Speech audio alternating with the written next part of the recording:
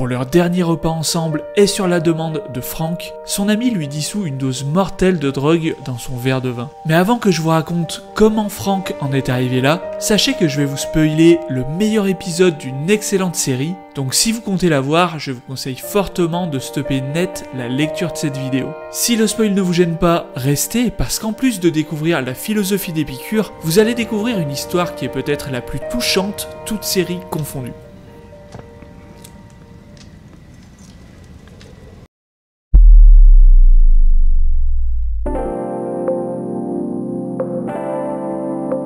Dans un univers post-apocalyptique à la Walking Dead, Frank fait une rencontre fortuite avec un rustre armé jusqu'aux dents. Si je vous donne à manger, tous les crève-la-faim à qui vous allez le raconter vont se pointer ici pour manger à l'œil. Sauf que je tiens pas un fast-food. On mangeait pas à l'œil dans les fast-foods, il fallait payer. La sympathie apparente de Frank va réussir à le persuader.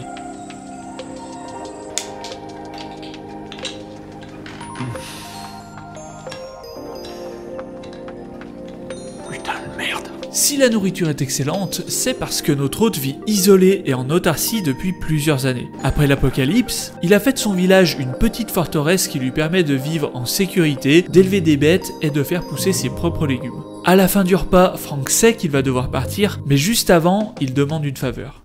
Il me fait de l'œil depuis que je suis arrivé.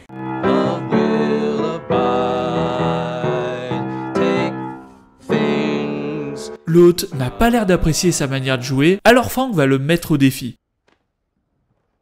Love will abide. Take things in stride. Sounds like good advice, but there's no one at my side. Frank devine que sous sa carapace de rustre se cache un homme sophistiqué avec une grande sensibilité. Et donc, c'est qui la fille? Celle pour qui vous chantez? Non, y a pas de fille. Je sais.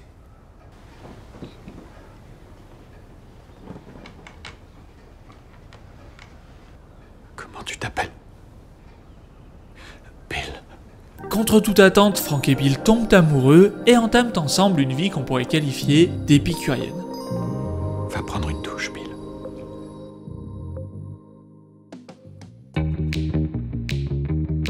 Si Bill a si bien su s'adapter à ce monde post-apocalyptique, c'est parce qu'il était survivaliste. Vous savez, ce sont ces gens qui creusent des bunkers dans leur jardin en cas d'attaque nucléaire ou en cas d'attaque de zombies.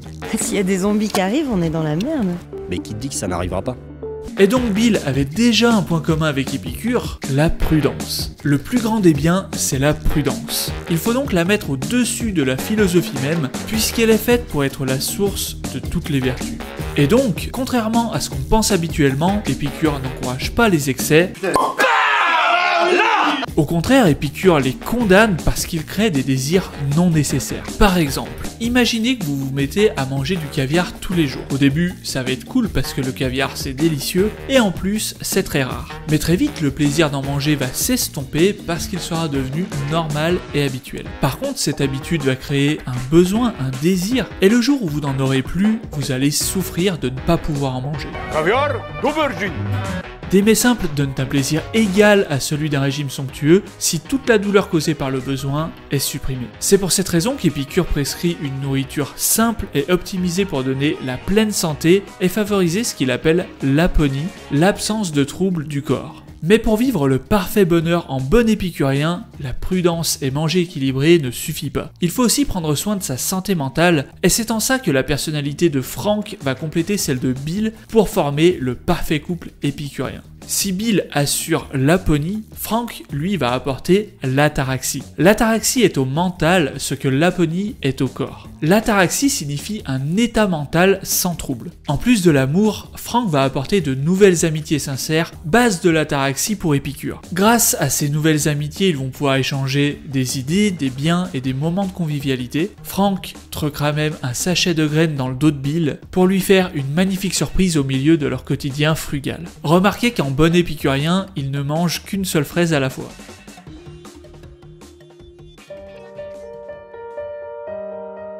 Une dizaine d'années plus tard, Frank attrape une maladie incurable, il n'a pas la force de faire avancer son fauteuil lui-même, il n'a plus d'appétit et il n'a pas la force de terminer le portrait de son Bill adoré. Alors un jour, il lui fait part de sa volonté de mourir. Dans l'épicurisme, la mort n'est pas à craindre puisque tout bien et tout mal résident dans la sensation. Or, la mort est la privation de toute sensibilité. La mort n'est rien pour nous puisque tant que nous existons nous-mêmes, la mort n'est pas, et que quand la mort existe, nous ne sommes plus. Frank ne voit pas l'intérêt pour lui de continuer à vivre si c'est pour n'en tirer aucun plaisir. Offre-moi une dernière belle journée. Et donc, Bill s'exécute et comble chaque demande de son fiancé. Ils se marient et partagent leur dernier repas. Alors, dans le titre, je vous avais promis un suicide magnifique, et ce n'est pas le suicide stoïcien de Frank, mais le suicide altruiste de Bill. Oui, Bill avait tellement d'amour pour Frank qu'il a empoisonné aussi son propre verre. Il y en avait déjà dans la bouteille. C'est pas le suicide tragique qui intervient au dernier acte de la pièce. Je suis vieux. Je suis satisfait.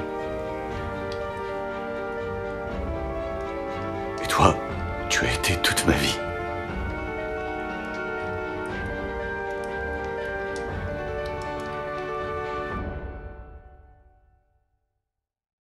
De nos jours, dans nos sociétés occidentales, les suicides épicuriens et altruistes n'existent plus. Donc si vous êtes tombé sur cette vidéo parce que vous avez des idées noires, appelez le numéro qui s'affiche et des personnes bienveillantes seront à votre écoute 24 heures sur 24 pour vous aider. Une vidéo pour tout comprendre sur le suicide est déjà en préparation et si elle est sortie, vous trouverez le lien en description de la vidéo. Merci beaucoup d'avoir suivi jusqu'ici et à bientôt.